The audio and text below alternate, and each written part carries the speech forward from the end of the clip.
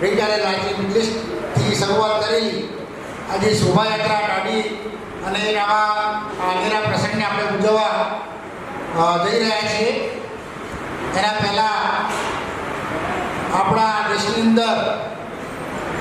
કાશ્મીરના પહેલગામની ફિલ્મમાં આતંકવાદીઓ દ્વારા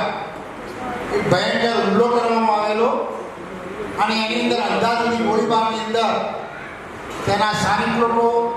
અને જે ટુરિસ્ટ ગયા હતા એ ટુરિસ્ટોના ઉપર ગોળીબાર કરવાથી 28 જણના મૃત્યુ થયેલા હતા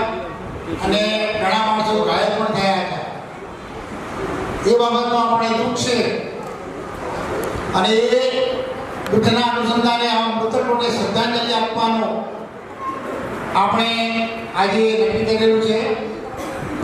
આવા આતંકીઓના આ દુષ્ટ કૃત્યને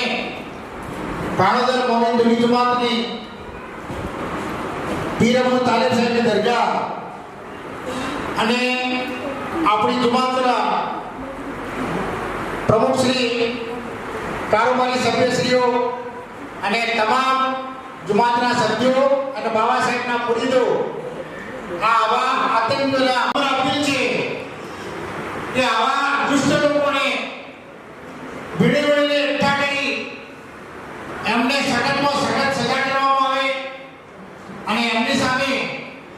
સખત પગલાં લેવામાં આવે એવી સરકારશ્રી